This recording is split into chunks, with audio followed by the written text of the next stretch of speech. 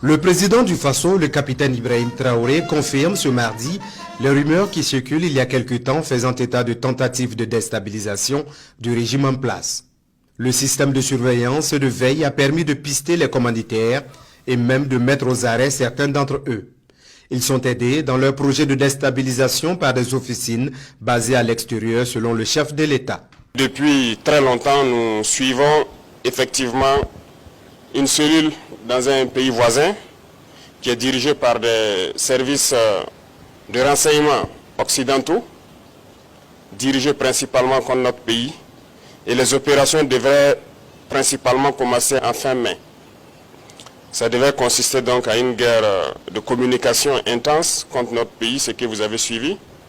En plus de cela, il devait y avoir donc une guerre informatique également. Nos systèmes informatiques devraient être attaqués pour créer un blackout.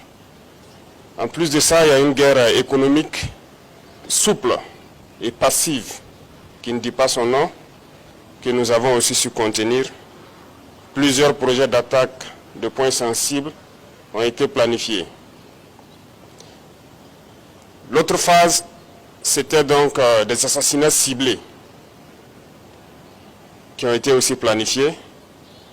Et ensuite, les attaques de masse devraient avoir lieu donc au sein des FDS, mais surtout des attaques lâches qui devraient avoir lieu dans les villes et qui avaient pour cible principale donc les agents de la veille citoyenne que vous connaissez sous le nom de Waïa.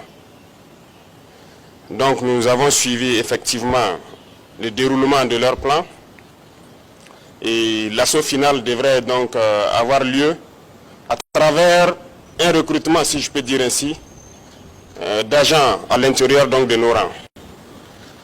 Donc de la guerre de communication jusqu'à tout ce que j'ai cité, nous avons essayé de contenir la situation. Certaines personnes ont été arrêtées dans cette subversion.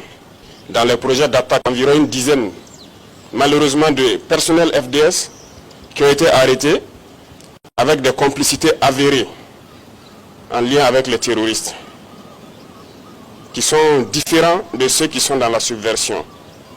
Donc ces personnels étaient en lien avec les terroristes, les donnaient les informations nécessaires pour mener des attaques. C'est malheureux que ce soit des Burkinabés et encore des personnels de FDS, mais c'est le cas. Nous maîtrisons la situation, a dit le chef de l'État. Il entend agir comme il le faut dans l'intérêt supérieur du Burkina Faso. Le président Ibrahim Traoré s'exprimait ainsi à l'occasion de la cérémonie de montée des couleurs à la présidence. C'est aussi un moment de rétrospection au lendemain de la célébration de l'avènement de la Révolution démocratique populaire le 4 août 1983, mais également du 5 août 1960, date de la proclamation de l'indépendance de la Haute-Volta. L'instant était fort à propos pour le chef de l'État d'interpeller une fois de plus la conscience des Burkinabés. Il y a 2 jours de cela, avant-hier, 4 août, nous célébrions donc l'anniversaire de l'avènement de la révolution du Burkina Faso, qui a vu donc naître la lutte pour notre indépendance réelle.